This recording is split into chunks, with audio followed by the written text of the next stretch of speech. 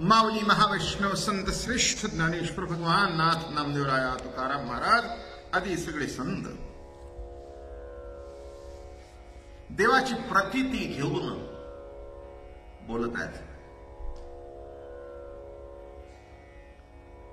वाचून बोलणं पुस्तकामध्ये आणि प्रतीती घेऊन बोलणं जमीन आसमानचा फरक. वाचून बोलतात ते वाचतच नाहीत, वाचनात बुडतात. वाचूनही असं नव्हे, पण वाचण्याकरता वाचावं. नुसतं वाचन आहे आणि प्रतीती गम्य नाही. एका बाईने स्वयंपाकाचं पुस्तक घेतलं. खूप शिकलेली होती ती, मराठीची खूप डिग्र्या होत्या. वाचत होती रोज पुस्तक, पण एक दिवस नवऱ्याला करून घातलं नाही. माफ करा मला. काय रोज पुस्तक वाचत होती आणि नवऱ्याला सांगत होती, काय हो या पुस्तकामध्ये काय काय पाहिजे. तो म्हणला, आता तू बोलता येत नाही मला काही, पण याच्यात तुझी एक तरी चाखलंयस का. असं न चाकता जे बोलतात त्यांना पंडित म्हणावं.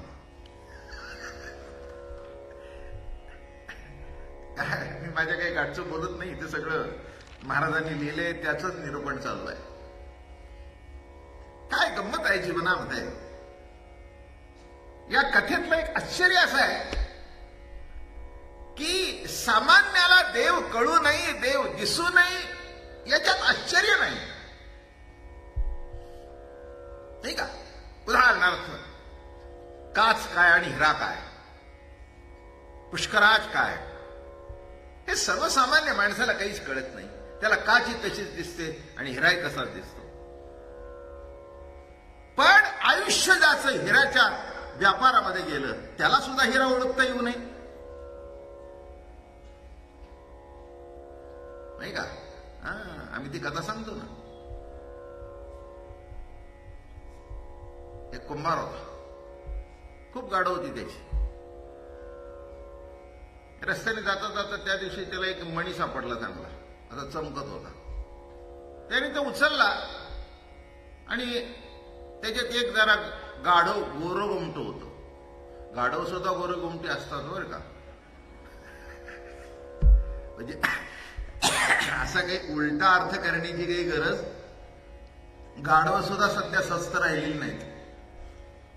आणि अजून सांगतो, त्यांचा स्पेशल बाजार भरतो जेजुरीला. तेव्हा असा काही अर्थ काढू नका. मग एका गाढवावर प्रेम होतं, त्याने तो घेतला आणि त्याच्या गळ्यात बांधला. पुढे गेल्यानंतर गावाजवळ एक सोनार तिथून चालला होता, पण तो एक गावातलाच. म्हणजे त्याची चांदीपेक्षा कधी मजल गेली नव्हती. एखादा मणी सोन्याचा, याच्यापेक्षा मजल नाही. त्यांनी बघितलं चमकतंय, बरं दिसतंय, म्हणला घ्यावं विकत. ह्याला म्हणाला त्या मालकाला गाढवाच्या, अरे म्हणाले ते काय गाढवाच्या गळ्यात बांधलंय, काय बरं तरी दिसतं का. की मला जुना का, किती देतोस म्हटलं. 8 आणे. 8 आण्यात घेतलं. कारण त्याला कळलं हे काय 8 आण्याचं नाही, किमान 5 रुपयाच तरी. एवढा पण फायदा म्हणजे. मग तो खेड्यातून निघाला आणि जरा शेजारच्या गावाला गेला. तो जरा चांगला होता, ओळखलं त्यांनी. जरा काहीतरी साधा दगड दिसत नाही. तो म्हणला, हे बघ मी तुला याचे 50 देतो. अरे म्हणलं 5चे 50. त्याच्यापेक्षा मोठ्या शहरात गेला, त्यांनी ओळखलं की हे काही साधं नाही आहे. तो म्हणला 5000 देतो, शेवट करून टाकतो. तो मुंबईच्या मार्केटला आला तिथला, आणि जवेरी बाजारला गेल्यानंतर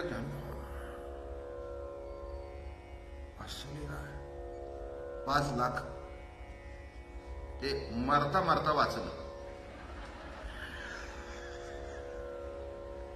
आणि पुढचं सांगतो, त्याने तो कटिंग करण्याकरता अमेरिकेला पाठवला. त्याचे 5 कोटी झाले. कशाकरता सांगतोय. मिळतं सगळ्याला, पण कळतं फार थोड्याला. मिळणं जितकं महत्वाचं आहे, त्याच्यापेक्षा कळणं महत्वाचं आहे. आणि कळल्यानंतर त्याची अनुभूती येणं, ही संतांची लक्षणं आहेत. वर्म आहे त्याच्यामध्ये. मिळणं, कळणं आणि अनुभवणं.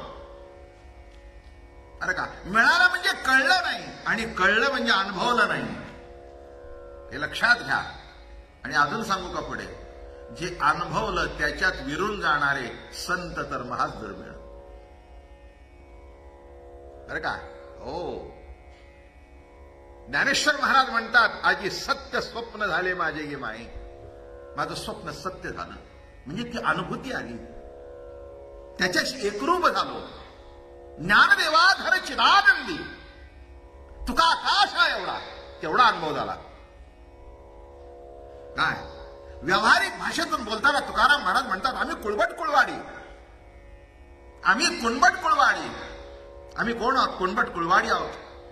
पण प्रतिती गम्य जेव्हा भाषा येते तेव्हा म्हणतात तुका आकाश आहे एवढा. अजून एक फार सुंदर वाक्य आहे त्यांचं, तत्वमसी विद्या ब्रह्मानंदी सांग, तोची झाला अंगे स्वये तुका. तो तुका अंगाने झाला, हा त्यांचा अनुभव आहे. म्हणून लक्षात घ्या की याज्ञिक होते, यज्ञ करत होते, देव शब्द कोरून लिहित होते, पण प्रतिती देवाची नव्हती. हेच कृष्णचरित्राचं वैशिष्ट्य आहे. हो, कौरवांना कळलं नाही, मान्य आहे, दुष्ट बुद्धी तरी होते. लक्षात घ्या, मी थोडासा गमतीदार विषय सांगतो. तामसी वृत्तीचे होते, तामसी गुणाचा प्रादुर्भाव होता, म्हणून कौरवांना कळला नाही. हे तर सात्विक होते ना, यांना का कृष्ण कळू नाही? माझं बोलणं कळलं? कौरवांना कळलं नाही, मान्य आहे. शिशुपालाला कळलं नाही, मान्य आहे. पण याज्ञिकांना कळू नाही, गोकुळ सोडून गेले, किती आश्चर्य आहे. आणि पुढची कथा काल तुम्हाला सांगितली, अन्न मागायला गेले तर शब्द सुद्धा त्यांच्या कानाने ऐकू नका, कारण आपण बाटू. किती आश्चर्य आहे. म्हणून एक सांगतो, तात्विक दृष्टिकोनातून तमगुण जसा वाईट आहे तसा सत्वगुण सुद्धा वाईटच आहे. कारण शेवटी दोन्ही गुणच. दृष्टांत देऊ देतो ना, मिरची ही तामस नाही का, आणि साखर ही सात्विक. आम्हाला सात्विक अन्न आवडतं बरं का.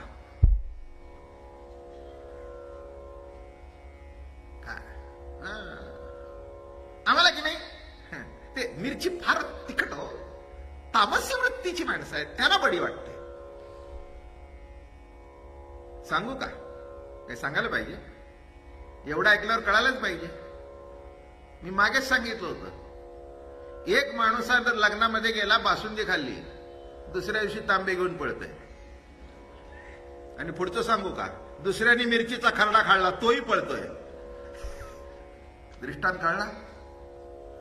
हा तिखट खाल्लं म्हणून पोट बिघडलं आणि याने गोड खाल्लं म्हणून पोट बिघडलं. तसं तामसी गुण हाही वाईट आहे आणि सत्व गुण हा गुण आहे म्हणून तोही वाईट आहे. हे लक्षात घ्या, दोन्ही वाईट आहे. म्हणून ज्ञानोबाराय म्हणाले, ज्ञानापाशी सत्वगुण बांधी जे बोलणे बहु केले, मूळ ज्ञानाच्या ठिकाणी कोणताच गुणातीत. परमात्मा कसा आहे? गुणरहित, कामनारहित, प्रतिक्षण वर्धमान. नारदांनी आपल्या भक्तिसूत्रामध्ये प्रेमाचं वर्णन करताना कसं केलं? प्रेम कसं आहे? गुणरहित, कामनारहित, प्रतिक्षण वर्धमान. गुणरहित म्हणजे काय? गुणावर प्रेम करणारे सगळेच आहेत. कोण करत नाही? हे जग गुणावरच प्रेम करत आहे बरं का. नुसतं त्या व्यक्तीवर प्रेम करणारी माणसं फार थोडी असतात, नाही का? कलाकाराच्या ठिकाणी जिथपर्यंत कला असते तिथपर्यंत माणसं त्याला बोलवतात. त्याच्यातली कला संपल्यानंतर कोणी बोलवत नाही. याच्या करता यादी देण्याची गरज नाही.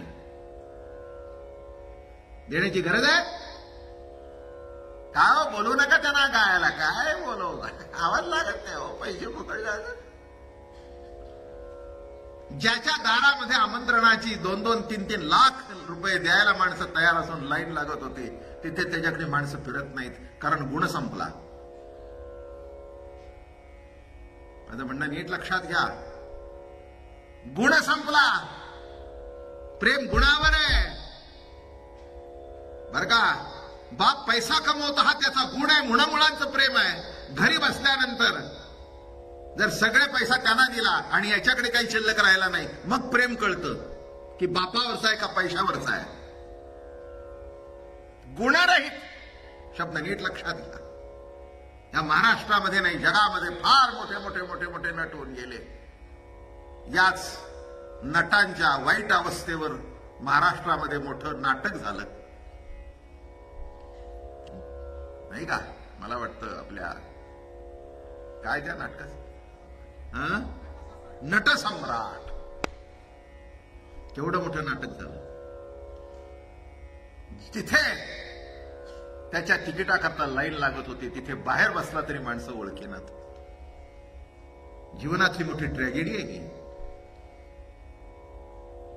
पण असं एक व्यक्ती भेटली की आवाज संपला, सगळं संपलं, पण केवळ त्याच्यावर प्रेम करणारे. प्रेम असंच असतं. माझी एवढीच तुमच्याकरता माझ्याकरता प्रार्थना आहे की आपल्याला आयुष्यात अशीच माणसं भेटावी की गुण संपला तरी आपल्यावर नितांत प्रेम करणारी भेटावी, तर जीवनाची साथ. काय उपयोग आहे हो, काय उपयोग आहे. नाही तर आई करते घरामध्ये पुढे पुढे स्वयंपाक चांगले करते आई, भाजी खावी तर आमच्या आईच्या हातची खावी, आणि मग सांगतो मी आईच्या हातच्याशिवाय कुणी खात नाही. अरे ठीक आहे, आईला जेव्हा करता येत नाही तेव्हा हाताने भरव, तर बरोबर प्रेम आहे आईचं. ते आईवर प्रेम नाही, आईच्या स्वयंपाकावर प्रेम आहे. ते बापावरचं प्रेम नाही, बापाच्या पैशावरचं प्रेम आहे. लक्षात घे. गुणरहित, गुणरहित गुणातीत परमात्मा आहे. पुष्कळ बोलीन याच्यावर, आणि पुढची कथा सांगायची राहून जाईल, कारण आजच कृष्णचरित्रचा शेवट आहे. उद्या आमच्या इथले आमचे सूर्यवंशींचे चिरंजीव वगैरे ही मंडळी आहेत, त्यांची इच्छा अशी आहे मी गणपतीवर बोलावं, आणि म्हणून उद्या ओन नमोजी अध्याय याच्यावर थोडंसं बोलेन. आणि अनायशा उद्या कार्यक्रमी आहे, मग परवा कीर्तन, तेरवाई कीर्तन, आणि शेवटी कृष्णचरित्र काल्याचं सांगून कार्यक्रम संपून जाईल. पण आज जी काल कथा सुरू केली, परवापासून 3 दिवस कथा चालू आहे, पण त्याची एक भूमिका तुम्हाला कळली पाहिजे की केवळ ज्ञानी विद्वान होऊन जमत नसतं. ती टायटल आहेत. एक सांगू का, कर्तृत्वाने कमवलेलं टायटल पुढे असतं आणि प्रभू प्रेमातून मिळालेलं टायटल मागे असतं. कळलं? बाकीची टायटल बघा, डिग्र्या पुढे, आणि देवाच्या कृपेने जे प्राप्त हरिभक्त परायण हे मागे असतं. काय त्याच्यातला उलट अर्थ काढू नका, आपलं गंमत म्हणून सांगितलं, नाही तर काय समजतात. नाही, काही समजत नाही तुमच्या पुढे, मी काहीच मला समजत नाही, आणि हीच माझी वृत्ती शेवटपर्यंत राहू दे. आम्ही झालो ऐसे जो म्हणे तो काहीच नव्हे. ही ओवी चांगली पटली आहे मला. ज्ञानोबा राया सांगतात, आम्ही ज्याला वाटतं मी झालो, तिथे त्याची उतरती कळा लागली. मला कधीच काही वाटत नाही, कधी काही असं शिवतच नाही. मी माझा मोकळेपणाने राहतो, आनंदात राहतो, समाधानात राहतो, मस्त राहतो, आनंद भोगतो. काय मोठा बेटा काही नाही आहे. मला एक कळलं एवढ्या वर्ष, 70 वर्ष प्रवचन करून, 135 वर्ष घरातली, पर एवढंच कळलं की तुझ्या हातात काही नाही. मिजास मारायची गरज नाही. मिजास मारू नकोस. आज आवाज चाललाय ठीक आहे, नाही चाललं संपून जाईल, नाही का. अहो कुणाची कृपा ही, कुणाची कृपा आहे? देवाची कृपा. हे कळलंय मला, आणि मी मृत्यूच्या दारात जाऊन आलोय परत. जेव्हा कशातून नळ्या टाकल्या, तेव्हा पहिलं कीर्तन झालं, तेव्हा नीतू मांडकेच बोलले तिथे की बाबा महाराजांच्यावर माऊलीची सावली आहे, म्हणून घशाला काही झालं नाही. नाहीतर कुठे जर व्होकल कॉर्डला धक्का लागला तर त्या माणसाचा आवाज सुद्धा बदलतो. माझं सांगू, माझाही बदलला पण सुधारला. माझा नक्की बदलला पण सुधारला. मी कशा करता सांगतोय हे लक्षात घ्या. प्रतितिगम्य असावं. इथे याज्ञिक आहेत, पंडित आहेत, त्यांनी काही कृष्ण बघितला नाही असं म्हणता का? त्यांनी कृष्ण बघितला नाही? बघितला, पण त्यांना एकच दिसला, गवळ्याचा पोर दिसला. आणि गवळ्याचा पोर दिसल्यानंतर त्यांच्यातला सात्विक अहंकार जागा झाला. लक्षात ठेवा, सात्विक अहंकार सुद्धा फार वाईट असतो, पुष्कळ छळ करतो सात्विक अहंकार. ज्या ज्या संतांचा छळ झाला ते कुणी तामसी वृत्तीच्या माणसाने फार कमी केला, पण सात्विक वृत्तीच्याच माणसाने केला ना का नाही? माऊलीला कोणी त्रास दिला म्हणजे कुणाकडून भोगावं लागलं? तुकाराम महाराज काय, नाथ काय? एक जर विचार केला, त्याच्यातलं एक असतं, मी तुम्हाला गंमत सांगतो. ज्ञान आलं की अहंकार आला, आणि ज्ञानी माणसाला आपल्यापेक्षा कोणीतरी पुढे जाते हे कधीही खपत नाही. एका विशिष्ट पद्धतीचं ज्ञान झालं ना, मग तो गाणारा असू दे, कोणी का असू दे, नाटकातला असू दे, नाहीतर नट असू दे, कोणी का असू दे, पण त्याच्यातला तो परिपूर्ण असं त्याला वाटलं की संपलं. तिथून त्याला उतरती कळा लागली. तेव्हा यांना असं वाटलं की आमच्याकडे एवढं ज्ञान आहे. त्याच्याकरता ज्ञानोबारायांनी लिहिलंय, शब्द ज्ञाने होसी आगळा. किती गोड लिहितात बघा. शब्द ज्ञाने होसी आगळा, म्हणसी नबी हे कळी काळा. आणि कळी काळाला घाबरणार नाहीस एवढं तुझ्याकडे ज्ञान आहे. पण बोधे विण सुख सोहळा, आहे तो जिव्हाळा वेगळाची, भस्म उधळण जटा वारू. काय म्हणतायत? अरे आहे तो जिव्हाळा निराळाच आहे, शब्द ज्ञानाने आगळा वेगळा होशील. माणसं तुझा सत्कार करतील, मानपत्र दिसतील, पण शेवटी तू कोरडा राहशील.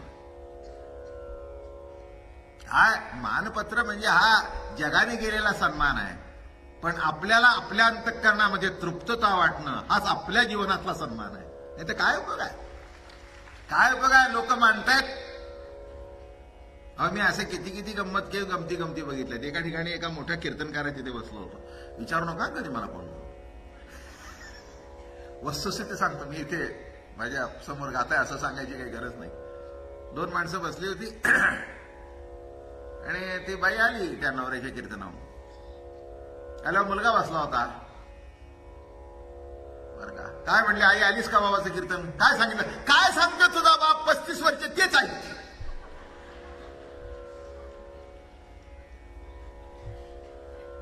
माझं म्हणणं कळलं का? आता तुमच्या घरातले तर समाधान पावले नाही तर 1 तास येणारे केव्हा?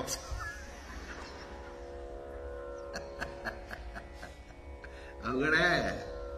लक्षात ठेवा, इतकं सोपं नाही आहे. म्हणून लक्षात घ्या, एवढे याज्ञिक होते. कसं लिहिलंय बघा. पडे प्रायश्चित्त बोलो नका कोणी, ऐको नये काणी शब्द यांचे. जेव्हा ते याज्ञिक यमुनेच्या पलीकडच्या तीराला गेले आणि यज्ञ करू लागले, शब्द ऐकायचा नाही कानी. काय भाग्य आहे, काय भाग्य आहे. नाही, शब्द ज्यांनी प्रगट केला त्याचा शब्द ऐकायचा नाही. कान ज्यांनी दिले त्याचे शब्द कानाने ऐकायचं नाही. डोकं ज्यांनी दिलं त्याच्या पायावर डोकं टेकायचं. किती कृतघ्नपणा आहे. किती अवघड आहे गणित बघा. स्वर्ग सुखासाठी करिता ती यज्ञ, टाकीती अवदान अग्निमुठी. भोगतावणी आला नकळेची त्याला, पूर्ण ब्रह्म याला न जाणती. अरे प्रत्यक्ष यज्ञ नारायण भोगता परमात्मा तिथे प्रगट झालंय हे तुला कळत नाही आणि यज्ञात टाकतोयस. अरे काय होणार आहे त्या यज्ञात जाळून? माफ करा, मला रागवायचं नाही माझ्यावर, कारण माझ्या गाठचं मी सांगू इथे प्रमाण वाचतोय, अभंग वाचतोय आणि सांगतोय. हा सांगणं जरा स्पेस सांगतो, त्याच्याकरता तरी येतं ना. नाहीतर गाथा काय, गाथेची किंमत मला वाटतं 100-150 असेल, तर तुम्हाला घरी वाचायला मिळेल. आणि बाकीचाही पसारा खूप असतो. एक नुसता गाथाच नाही, गाथा आहे, ज्ञानेश्वरी आहे, भागवत आहे, अमृतानुभव आहे. जेवढी संत वाङ्मयाचे आत्ता ज्या ओव्या सांगितल्या त्या अमृतानुभवातल्या सांगितलं तुम्हाला. ज्ञानापाशी सत्वगुण बांधीचे हे बोलणे बहु केले. अमृतानुभवात ज्ञानोबाराय लिहित आहेत. याचा अर्थ कळला का? की सत्वगुण सुद्धा त्रास दिल्याशिवाय राहत. सत्वगुण झाल्यानंतर तो दुसऱ्याला कमी कसं लेखायचं हे शिकवतो. हा सुद्धा सात्विक गुण चांगला आहे बरं का, म्हणून लक्षात ठेवा. सत्वगुणाचा सुद्धा अहंकार धरू नका, कुणाला कमी लेखू नका. जे ते आहे ते त्याच्या पद्धतीने चाललंय एवढं लक्षात घ्या. आणि म्हणून भोक्तावनी आला न कळेची त्याला, पूर्ण ब्रह्म याला न जाणती. पूर्ण ब्रह्म अवतीर्ण झालं होतं गोकुळामध्ये, पण नाही जाणता आलं. याचा अर्थ कळला का? शेवटी मला तर असं वाटायला लागलंय की काहीतरी पूर्वजन्मीचं सुकृत असावं लागतं आणि साधू संतांचा आशीर्वाद असावा लागतो, तरीच ह्या गोष्टी कळतात. नाही तर अवघड आहे हो. काय म्हणायचं म्हणा, काही म्हणायचं ते म्हणा, नाही तर मला तर काही कळत नाही. त्याचं उत्तर नाही माझ्याकडे उत्तर नाही आला. खरंच आहे की काहीतरी पूर्वजन्मीचं वाडवडिलांचे आशीर्वाद, तुमची मागच्या जन्माची सेवा आणि या जन्मी गुरुचा आशीर्वाद, देवाचा आशीर्वाद, तरच. नाही तर काय अवघड आहे हो. बघा किती अवघड आहे हे. कृष्णचरित्र बघितल्यावर असं वाटतं काय यमुनेच्या काठी खेळतोय, विटीदांडू खेळतोय, हुतुतू खेळतोय, हमामा खेळतोय, अंघोळ करतोय, काला करतोय, पलीकडच्या तीरावर आहेत पण अलीकडे यायला तयार नाहीत. काय मजा आहे. याचा अर्थ लक्षात घ्या. असं समजू नका की आम्हाला डोकं असलं म्हणजे कळेल. नाही, डोकं असलं म्हणजे कळतं असं समजू नका. त्या डोक्यावर सुद्धा हात पाहिजे, नाही का? अनुग्रह कसा आहे? हात ठेविला मस्तकी आणि देवोनी प्रसाद केले सुखी. मस्तकावर हात ठेवला की ते ज्ञान प्रगट झालं. ज्ञानोबा कोणत्या शाळेत गेले? संशोधन करा. 700 वर्षापूर्वी कोणत्या आळंदीच्या गल्लीमध्ये कोणती शाळा होती? इतिहास संशोधकाला विषय शोधा. कुठच्या शाळेत गेले, कुठच्या बाकावर बसत होते, त्यांचे मित्र कोण होते? मायबाप त्यांना मित्र कोणीच नव्हते. त्यांचा मित्र, त्यांचा गुरु, त्यांचा बाप एक विठ्ठलपंत होते, दुसरं कोणी नव्हतं. विठ्ठलपंतांनी जवळ बसून शिकवलं, वेदशास्त्र पुराणाचा अभ्यास. पण अशा अवतारी पुरुष होते ते बरं का. हो, शिकवावं लागत नाही. काही हो फारच इंटेलिजंट हो. आमच्यासाठी सोडून द्या. आम्ही आपल्या असं चालतं काहीतरी आपलं, तुमच्या सगळ्याची तुम्ही माझ्याकडे प्रेमाने बघता ना म्हणून मला बोलता येतं. तुम्ही जर वाकडं बोलाल ना तर मग ते तसंच येईल माझ्या तोंडातून. तुम्ही प्रेमाने बघता म्हणून घडतं, नाही तर सगळं हे अवघड आहे. मला आठवतं या पुण्याचे एक वैद्य म्हणून होते एकेकाळी, हुशार. आणि त्यावेळेला ही 100 वर्षामागची गोष्ट आहे. मुंबईला मॅट्रिकची परीक्षा व्हायची आणि आझाद मैदानावर मंडप टाकला जायचा आणि जेमतेम 200-300 मुलं म्हणजे जास्त. तेव्हा पुण्याची 7-8 मुलं परीक्षेला. मग तिथे चर्चा झाली होती, यंदा नाना शंकर शेठची स्कॉलरशिप कोणाला मिळणार संस्कृतची. ते वैद्य चटकन म्हणाले, अरे एवढी तुम्हाला चिंता का पडली आहे, मी बसणार आहे त्यार्थी मलाच मिळणार. आणि मिळाली हो. माझं म्हणणं कळलं का? स्वतःच्या ज्ञानाबद्दल एवढा दृढ विषय, ही कॅटेगरीज भिन्न आहे. ही माणसंच निराळी नाही का. ही काही साधी सुधी माणसं आहेत अशी समजू नका. विशिष्ट कशा करता सांगतो, हुशारी हा भाग एक निराळा आहे. पण एवढी जरी हुशारी असली तरी ते विद्वान झाले असतील, ते पंडित झाले असेल. ज्ञानोबाला शिकवायला कोण होतं? काय या सगळ्या पंडितांचे पंडित, ज्ञानियांचे राजा म्हटलंय. ज्ञानियांचा राजा गुरु महाराव म्हणती ज्ञानदेव तुम्हाईसे. आणि एवढं शिक्षण झाल्यानंतर 16 वर्षीची ज्ञानेश्वरी मुखातून बाहेर पडली. अरे काय अलौकिक चमत्कार बरं का. माणसं म्हणतात हे आम्हाला चमत्कार मान्य नाही. अरे तुला कोण म्हणतो मान्य कर म्हणून, नाही का. मी एक लक्षात ठेव, एक गोष्ट मी मानली, मला पटली, मी मानली. तुम्ही म्हटलं आम्हाला मानत नाही बाबा महाराज. अरे कुठं पटलं नाही, ते सोडून द्या ना, सोडून द्या ना. माफ करा मला. न पटलेल्या पोरांच्या बरोबर आयुष्य काढता आणि शेवटी इस्टेटी त्यांच्याच नावावर करता, बाबा महाराजाच्या नाही. आणि नकोही काय. किती जरी बायको पटली नाही तरी पदरी पटलं, पवित्र झालं.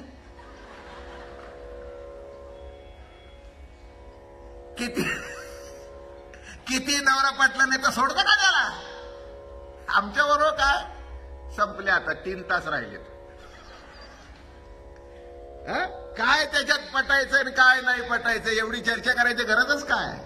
आपल्याला काय पटेल आणि काय नाही प्रश्न नाही आहे, पटेल ते घ्यावं.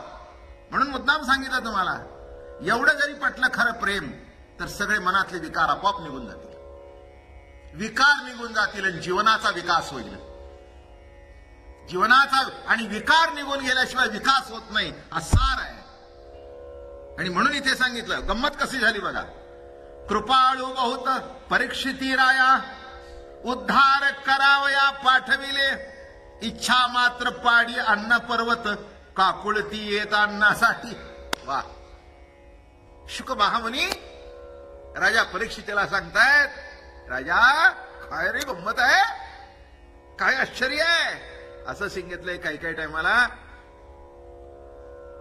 ही लीला सांगत असताना शुक महामुनी काही काही वेळेला गप्प बसत असत. इतके ते स्थिर व्हायचे, इतके स्थिर व्हायचे, एकरूप व्हायचे, एकचित्त व्हायचे, इतके समरस होऊन जायचे. कृपाळू बहुत परीक्षिती राया, उद्धार करावया. अरे ते जे पाठवले एक होतं, ती याज्ञिक खवचट होते, पण त्यांच्या ज्या ऋषीपत्न्या होत्या त्या अत्यंत प्रेमळ होत्या. त्या सकाळी उठून बर का इकडे तिकडे बघायच्या नाही, नदीच्या पलीकडे बघायच्या. कृष्ण सख्या, काय रे आमच्या हातून चुकलं, काय आमच्या हातून चुकलं की एवढा अंतराय पडला, तुझ्यामध्ये ना आमच्यामध्ये नदी असावी. अरे परमात्म्या, काय रे करावं, यावंसं वाटतं, तुला भेटावंसं वाटतं, तुझं दर्शन घ्यावंसं वाटतं, पण नाही येता येत. देहाचं लग्न त्याच्याशी लागलंय.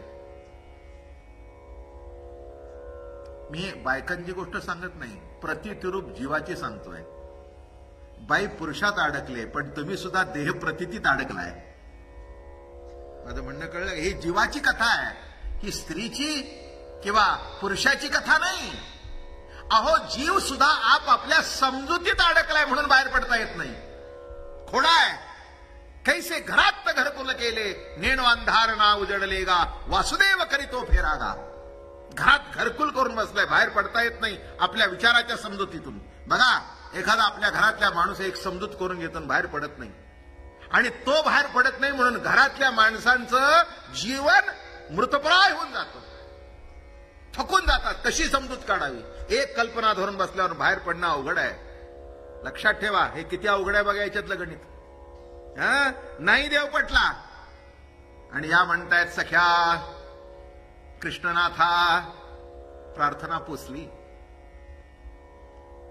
अरे प्रभू, तुझ्या गोकुळामध्ये राहणारे किती रे भाग्यवान, किती रे भाग्यवान. तू त्यांच्या घरी जातोस, त्यांचं लोणी चरतोस, त्या येतात,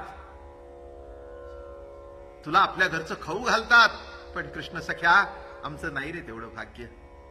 आणि ते ऐकलं कानाने. कृष्ण म्हणाले, काही हरकत नाही, जाऊ द्या, हे सगळे विद्वान जाऊ द्या, पण त्यांच्याकरता आपण जाऊ. इथे काय म्हणतायत बघा. इच्छा मात्रे अन्नाचे पर्वत उभे करण्याची ताकद आहे.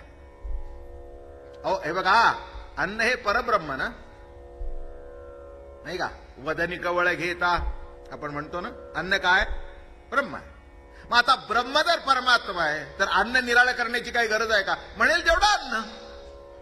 अन्नाचे ढीगच्या ढीग उभे करता येतात, पण त्यांच्या घरी मागण्याची गरज काय? एक लक्षात ठेवा, मागण्यामध्ये प्रेम निर्माण होतं.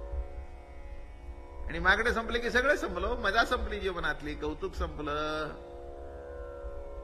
बरं का, मी माझ्या घरातली गोष्ट सांगू का?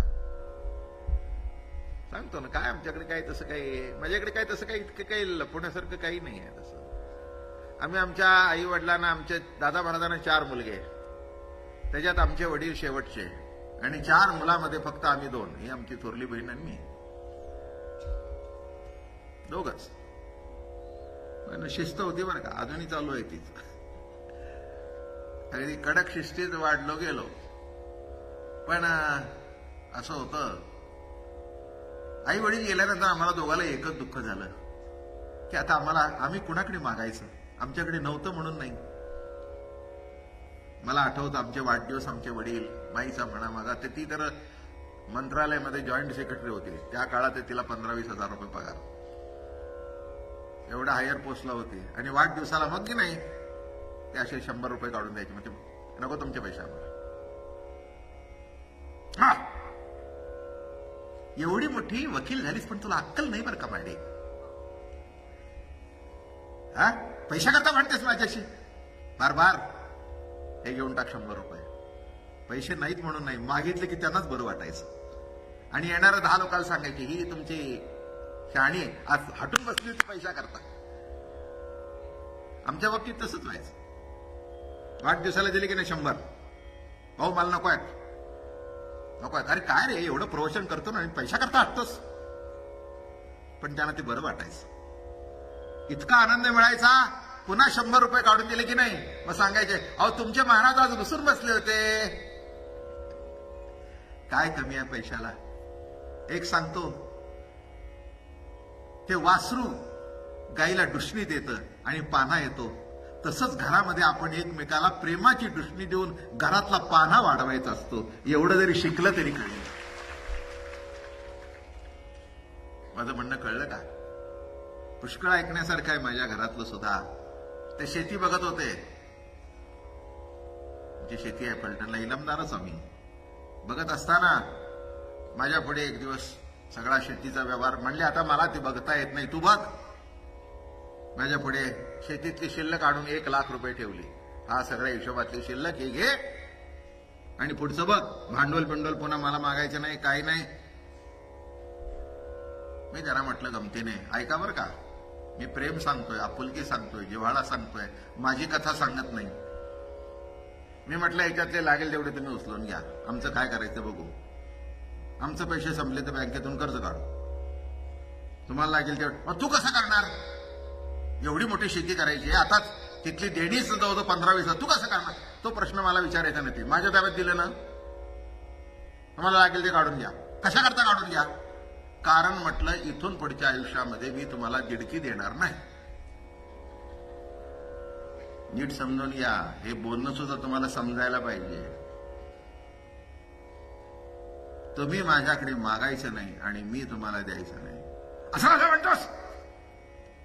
म्हटलं भाऊ खरं सांगू, मी जगाला ज्ञान सांगतो आणि माझ्या बापाने माझ्याकडे 5 रुपये मागणं याच्या इतकं माझ्या आयुष्यातली ट्रॅजेडी दुसरी नाही. तुम्ही एवढे पैसे याच्यातले ठेवून घ्या, सगळे ठेवून घ्या, पण माझ्याकडे मागू नका. पण एक सांगू, मी शेवटपर्यंत तुमच्याकडे मागणार. माझे बाप आहात तुम्ही, माझे बाप आहात, मी शेवटपर्यंत तुमच्याकडे मागणार. मिठी मागली, रडले. आणि हे चालू आहे ते त्यांच्या आशीर्वादाने चालू आहे. कधी कमी पडलं नाही. कशा करता सांगतोय मी तुम्हाला. मी माझ्या घरची कथा सांगत नाही मी तुम्हाला. जीवनामध्ये देण्यासारखे घेण्यासारखे एवढ्या 2 गोष्टी आहेत. बाकी काय काय बाप काय मुलगा तुम्हाला कळतच नाही आयुष्यामध्ये. सगळे प्रत्येक गोष्ट व्यवहाराच्या कसोटीवर बसून बघणारे तुम्ही माणसं झाला. जरा व्यवहारातून बाहेर पडा, एकमेकाला प्रेम द्यायला शिका. आणि आत्ताच्या पिढीत तरीपर्यंत टिकून आहे बरं का बाबांनो, तुमच्या आशीर्वादाने. पुढचं काही मला माहिती नाही. काय देण्यासारखं काय आहे, काय देण्यासारखं बरं का. आम्ही दोघंच आहोत, आम्ही दोघांचं बोलतो एकमेकाला, नाही असं काही नाही आहे. तेही अत्यंत श्रद्धा आहे, बोलते. पण एक लक्षात ठेवा, शेवटी एकमेकाचा शब्द आम्ही डावलत नाही. शब्द पाळणं म्हणजेच प्रेम जतन करणं. काही वेळेला चुकीचे शब्द सुद्धा पाळावेत, पटले नाही तरी. कारण का, आपल्याला तो शब्दापेक्षा त्या व्यक्तीचं प्रेम महत्वाचं आहे. हे एवढं कळलं तरी माझा महिना आणि तुमचा महिना सार्थकी लागला बर का. कशा करता सांगतोय हे. अनंत कोट ब्रह्मांड नायक, त्याला प्रेम कळलं त्या गोपींचं. म्हणून गोपाळांना पाठवलं. नाही तर काही भिकारी होता का. उभी सांगू का भागवतातली, मी काय अन्ना अशी दुकाळलो, तो यज्ञ पत्न्यासी मागो गेलो. मी भावार्थाचा भुकेलो प्रेमाचा पावलो पाहुणेरा. काय सांगतायत बघा. मी काय अन्नासी दुकाळलो? अरे काय मला अन्नाची भीक लागली काय? नव्हे नव्हे, अन्नासी दुकाळ नव्हे, भावार्थाचा भुकेलो प्रेमाचा पावलो पाहुणेरा. अरे त्या यज्ञपत्त्याच्याकडे काय वेडा होतो का नाही, पण त्यांचा जो भावार्थ होतो. म्हणून लक्षात ठेवा, आपल्या घरामध्ये सुद्धा हे परमार्थ इथं 1 तासाचा आहे. घरी जाऊन जर तो भावार्थ जतन केला तर शेवटपर्यंत आपलं आयुष्य गेलंच पाहिजे सुखाने. का जाणार नाही? ही कशाकरता ऐकायची प्रवचन? कशाकरता प्रवचन ऐकायची? देवदेव भेटणं मला कळत नाही, कधी भेटणार नाही तुम्हाला. लिहून ठेवा माझा शब्द. का भेटणार नाही? कारण तो तुम्हाला सोडून कधी गेला नाही म्हणून. बोलणं कळलं का माझं? काय म्हटलं मी? ही अशी गुगली होती. भेटणार नाही शब्दाचा अर्थ तुम्ही वाईट पापी नाही, तसं नाही आहे माझा म्हणण्याचा अर्थ. तो कधीच तुम्हाला सोडून गेला नाही. फक्त भावार्थ कळल्यानंतर जवळीक निर्माण होईल, प्रेम निर्माण होईल, आपुलकी निर्माण होईल. हे वर्म आहे त्यातलं. हो, हे वर्म आहे. अरे प्रेमाने बोलवल्याशिवाय कुत्र सुद्धा जवळ येत नाही. माणसं कशी येतील? पण काही काही वेळेला आपल्याला आपल्या बापापेक्षा कुत्र जास्ती आवडतं. कुत्र्याकरता 100 रुपयाचं मटण रोज आणतील, पण बापाच्या औषधाला 5 रुपये नसतील. माफ करा मला, हे मला माहिती आहे म्हणून बोललो मी. लक्षात घ्या, इथे काय जाणलं परमात्म्याने? भावार्थ जाणला. इच्छा मात्रेपाडी गडियासी कळे तेथील प्रकार निगती सत्वर तेथोनिया येवोनिया कृष्ण सांगितले त्यांना हसे चक्रपाणी नामा म्हणे. गोपाळ गेले.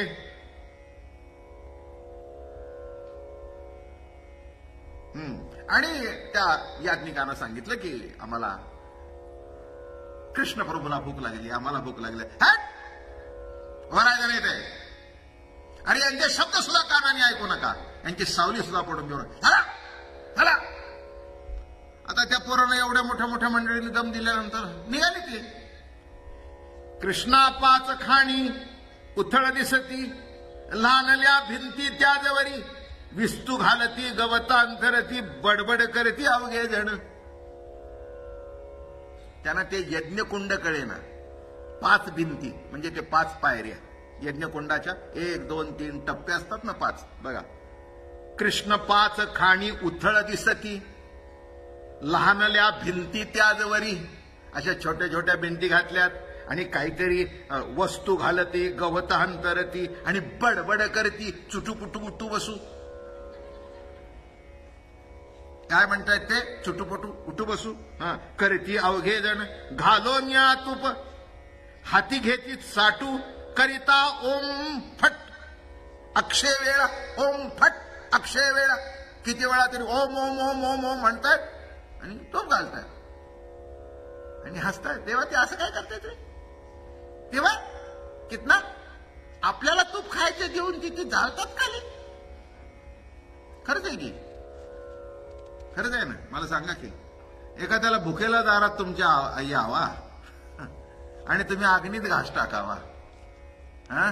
अरे त्याच्या पोटात सुद्धा जठरा अग्नी आहेस की, तिथे टाक की. जठरा अग्नीमध्ये पोचला म्हणजे अग्नीला पोचलाच ना. हे कसं कळत नाही तुम्हाला? माझं म्हणणं नीट लक्षात घ्या. मिळाला असे मेळा, लाकडाचे पाळे घेऊन या बैसला. मेळाला असे मेळा त्याच पुढे एवढेसे भांडे तादुळ शिजवती. तुझला काय देती त्यातून या. घडी घडी उठती, घडी घडी बैसती. एवढा एवढा भात शिजवतात आणि त्यात टाकतात. एकदा उठते बसते, उठते बसते, उठते बसते. अरे ते एवढे स्वतःच उठतंय बसतंय, अजून त्याला बसायला नीट ठिकाण मिळालं नाही. ते देवा तुला काय बसवतील? कसं लिहितात भांगर आहे. एवढेसे भांडे घडी घडी उठती, घडी घडी बैसती. त्या काय श्रीपती आम्हा सांग. अरे हे श्रीपती काय कशा करता उठतात, कशा करता बसतात, असं करतात, असं करतात, असं करतात, असं काय भानगड आहे? काय चतुराई असे त्या गोपाळा, भावासी बोलला नामा म्हणे. अरे काय भानगड आहे देवा? ती त्यांची तिची भानगड काही कळे ना. आणि तेव्हा एवढी भानगड करून पुन्हा आपल्याला खायला देत नाही. त्या गोपाळांना काही ते बरं वाटलं नाही आणि हे देवाला सांगतायत. देव हसतोय.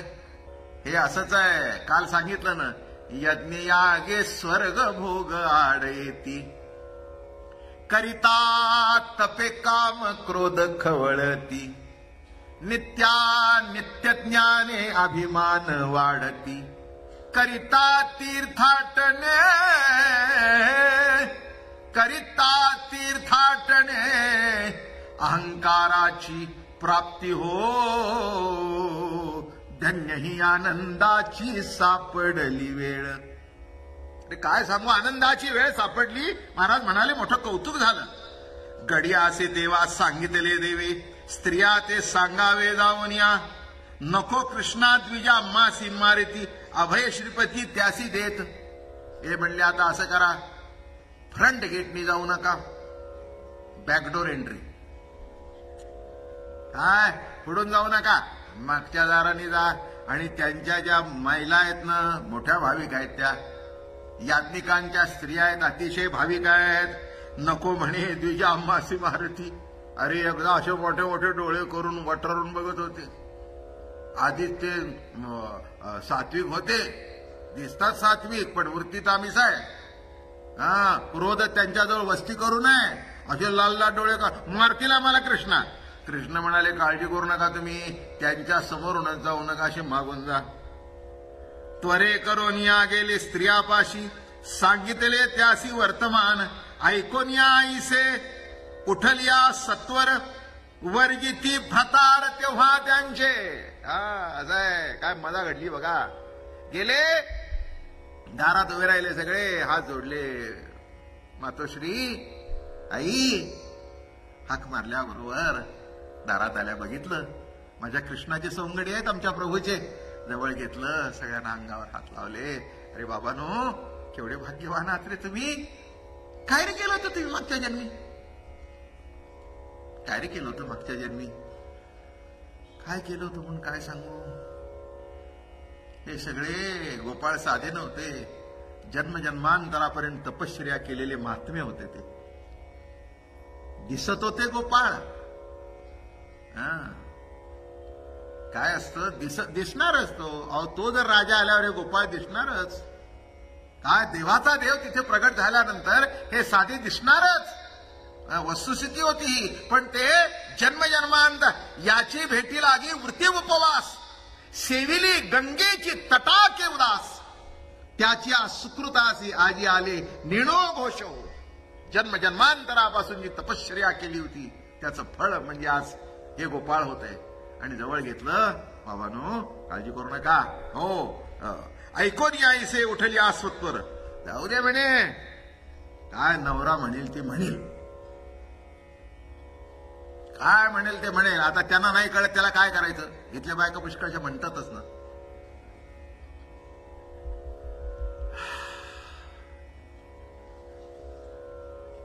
काय त्यांच्याकडे जाऊ नका, त्यांना त्यातलं काही कळत नाही. माझ्याकडे या. जवळजवळ 90% बायका, तरी 10%ला हे बोलायचंच कळत नाही म्हणून बोलत नाही. म्हणजे मी हसलं बरं का. म्हणजे मी काय, प्रत्येक बाईला वाटतंच ना आपल्या नवरा कुठेतरी चूक वाटतंच. त्याच्यामध्ये काही असं काही विशेष आहे असं काही नाही. नाही वाटलं तरी माणूस नाही. जिवंतपणाचं लक्षण आहे की आपल्याला वाटणं हा पुढचा चुकतोय. माझं म्हणणं कळलं. जिवंतपणाचं हे लक्षण आहे. त्याच्यामध्ये काही विशेष आहे, याच्यातला काही भाग नाही आहे. वाटायलाच पाहिजे. पण एकदम मोठ्या आवाजात बोलू नका. मी माईकवर बोलतोय म्हणजे व्यक्तिगत बोलत नाही, व्यापक बोलतोय. मी हे घरी सुद्धा बोलू शकत नाही. हे तुम्हाला बरं वाटावं म्हणून बोललो. मला श्रोत्याची नाडी बरोबर माहितीये की यांना काय म्हटलं म्हणजे बरं वाटेल म्हणून बोलतो. शेवटी काय बरं वाटतं हे तर कौतुक आहे त्यातलं. असो. एका ब्राह्मणाने स्त्रियेसी बांधलेले. सगळ्या निघाला. वास लागलाच की. कोणीतरी बघितलं, अरे म्हणजे ती कार्टी कुठून गेली बघा म्हणले मागच्या दाराने. सगळे आले उठून बघितलं तर त्या म्हणल्या बोलायचं नाही. काय होतं, काय एकीकरण झालं की निराळ असतं का.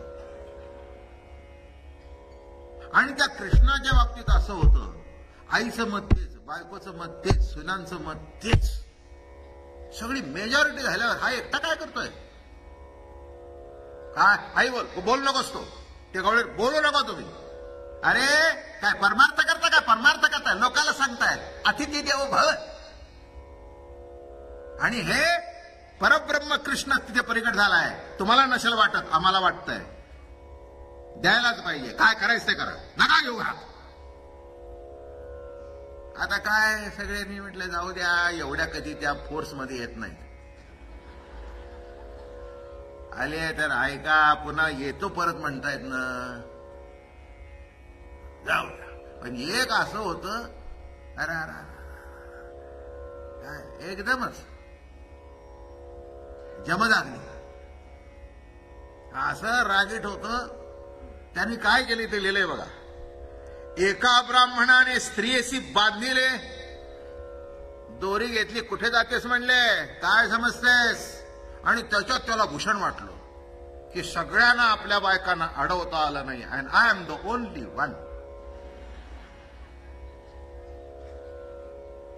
दोरी बिरी घेतली, त्याला बांधली, बांधली, आणि असा उभा राहिला सगळ्याकडे बघून, नामर्द लेको. स्वतःच्या बायकोला आवरता येत नाही तर दुसरं काय करता तुम्ही.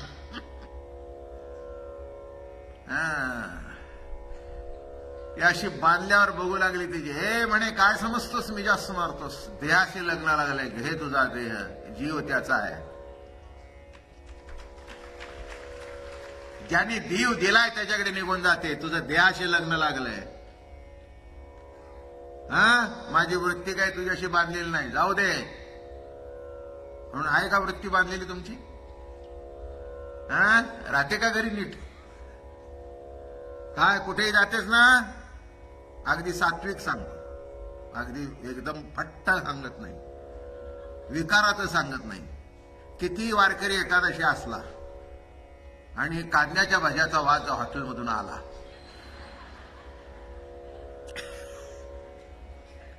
तर त्या वारकऱ्याला सुद्धा वाटतं द्वादशी असती तर बरं, म्हणून घरी आल्यावरच सांगतो, हे कळलं का, उद्या सकाळी द्वादशीला कांद्याची भजी कर. ती म्हणली वास गेला का? तो म्हणला मी तरी काय करू, नाग देवानी दिलाय ना वास गेला, मी काय करू. माझं बोलणं समजतंय का? वृत्ती शेवटी कुणाच्या ताब्यात नाहीये, कुणाच्या बाच्या नाही ताब्यात, कुणाच्या बाच्या ताब्यात नाही. इथे बसून जग फिरून येईल. याच्याकरता भलतं सलतं बंधन करू नका, एक कंट्रोलमध्ये ठेवा बरं का. ह्याच्यापेक्षा जास्ती कराल तर ते तुमच्या अरे या मनाने भल्या भल्याला खड्ड्यात घातलंय. हजारो वर्ष तपश्चर्या करणारा खड्ड्यात घातलंय, तर तुम्ही कुठलं लागून गेला. म्हणून आपला त्याला गोंधळून घ्यावं म्हणजे नीट चालतं. कसं लिहिलंय बघा. जा म्हणले, देह तुझा घे, आणि जीव गेला बरं का. सुकुमार सावळा राजीव लोचन, प्राणासी सोडले परीक्षिती. हे परीक्षिती राजा, शुकदेवजी सांगतायत, तिने आपला देह सोडून दिला आणि प्राण घेऊन गेली. सुकुमार सावळा राजीव लोचन, पाहता ती कृष्ण सुख तेव्हा, आनंदाचे नेत्री वाहते जीवन, पुसे वर्तमान नामावणे. आणि हे सांगताना तिचा प्राण उडाला आणि कृष्णाजवळ जाऊन बसला. हे सांगताना शुकदेवजींच्या डोळ्याला पाणी आलं. राजा, काय रे भाग्यवान, काय रे भाग्यवान, एका क्षणामध्ये ती प्रभूशी जाऊन मिलन झालं. आपण आयुष्यभर तपश्चर्या करतोय, पण आपल्या बाबतीत हे घडलं नाही, आणि असे तटस्थ झाले. घरा जावे ऐसे सांगे पुरुषोत्तम, ऐकोन या श्रम फार होय, दयानिधी ऐके गा मेघश्याम. मग जेवण घेऊन सगळ्या गेल्या, जेवण बिवण घातलं, आणि जाताना बोटीतून म्हणत होत्या बरं का, काय ग तिचं, काय ग तिचं, काय ग तिचं. ती एकटीच राहिली, आणि जाऊन बघतायत तर ती तिच्या शेजारी भगवंताच्या बसली. तिला बघून आनंद वाटला. धन्य आहेस म्हणले बाई, धन्य आहेस. कुठेतरी शेजारचा गोपाळ म्हणाला, ती उगीच धन्य नाही, ती सर्वाला सोडलं, नवे नवे जीव सुद्धा दिला, आणि जीव दिला तेव्हा जीवाचा जीवलग भेटला. माझं बोलणं समजलं का? जीव दिला तेव्हा जीवाचा जीवलग भेटला. जीवाचा जीवलग भेटणं इतकं सोपं नाही आहे. आणि मग जेवण वगैरे केलं, आनंद झाला, त्यांना समाधान झालं. दयानिधी ऐकेगा मेघश्यामा, धाडू नको आम्हा येथोनिया. देवाचे पाय धरले, सगळ्यांनी विनंती केली, आम्हाला आता परत पाठवू नको, या संसारात नको रे पाठवू, नको रे पाठवू, फार त्रास आहे, फार शेण आहे. तुझसाठी आम्ही सोडिले भ्रतारा, चरणी देई थारा देवराया.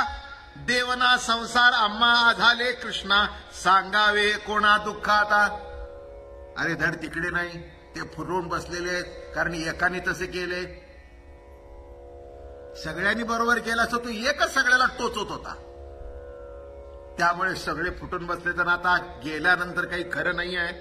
तुमचे व्रतार वंदित आम्हासी, सांगे ऋषिकेशी भिवू नको. सांगिताच्या ऐसे चालल्या त्या सर्व, पाती केशव वेळोवेळा. देवाने सांगितलं काळजी करू नका तुम्ही, त्यांचा मनाचा मालक सुद्धा मी आहे. त्यांची योग्यता नसली तरी तुमच्या सुखाकरता, कारण तुमचं खाल्लं आता मी आता तुमचा ऋणी झालोय, तुमचं खाल्लंय, तुम्हाला काहीतरी त्याच्या बदल्यात द्यायला पाहिजे. आणि त्याच्या बदल्यात हेच देईन की तुमच्या नवऱ्यांच्या मनातला जो विकार आहे तो घालवून टाकेन. बघा पुढे तसंच लिहिलंय, सांगताची तुमचे भ्रतार वंदिती आम्हासी, सांगे ऋषिकेशी भिवू नका. तुमचे भ्रतार मला येऊन वंदन करतील, तुम्ही काळजी करू नका. पुढच्या वेळेला तुम्हाला पाट्या घ्याव्या लागायच्या नाहीत, त्या पाट्या आणतील आणि तुम्ही आम्हाला जेवायला वाढाल, काळजी करू नका, असं बदलून टाकू. सांगताच्या ऐसे चालल्या त्या सर्व, पाहती केशव वेळोवेळा. द्विधांचे मानसी होय अनुताप. लिहिलंय तिथे, निंदिनी आप आपणा ते, भोजन करोनी गडी रामकृष्ण, निघोनी तेथोनी नामा म्हणे. आणि सगळ्यांना वाढलं आणि त्यांच्या मनाला अनुताप झाला की खरंच चुकलं, आपल्या डोळ्यावर कुठेतरी अहंकाराचा पडदा आला होता. पण बरं झालं, कसं का असेना, तुमच्या हातून का होईना, पण आमचं अन्न त्याच्या तोंडात गेलं आणि त्याचा प्रसाद आम्हाला हा मिळाला की आमच्या मनातला अहंकार गेला आणि विकार गेला. आणि म्हणाले काही नाही, इथून पुढे ना आता तुम्ही एकट्या जायचं नाही. कृष्ण प्रभू सकाळी आला की तुम्ही आम्ही रोज दर्शनाला जाऊ. असं हे गोड कृष्ण चरित्र. जसं मला प्रभूंनी सुचवलं, जसे शब्द प्रगट केले तसे ते प्रगट झाले. पाव्या माझी राग ज्ञान, केले अति मधुर गायन. तो पाव्याचा नव्हे गुण, जाण कळा गाते याची. पावा जेव्हा सुंदर वाजतो तेव्हा तो पावा वाजत नाही, वाजवणाऱ्याची कुशरी आहे. तसे हे 27 दिवस जी प्रवचन प्रगट झाली त्या बाबा महाराजाचं काही नाही आहे. बाबा महाराज एक बन की लकडी आहे, पण त्याच्यातून आवाज फुकणारा प्रभू आहे. आणि म्हणून तुम्हाला बरं वाटतंय. तेव्हा इथे कोणचंही कर्तृत्व, कोणचाही अहंकार मनामध्ये यत्किंचित नाही. आणि असंच निरांकारी वृत्ती तुमची आणि माझी राहावी, एवढंच कृष्ण सख्याच्या चरणी प्रार्थना करूया. उद्याचं सांगितलेलंच आहे, पुन्हा सांगायची आवश्यकता नाही. परवा आणि 13 2 दिवस कीर्तन आहेत, 6 ते 8 आणि 23 तारखेला काल्याचं कीर्तन माझं होऊन. रमण हरी गोविंद राधे. नमो माय भाषा.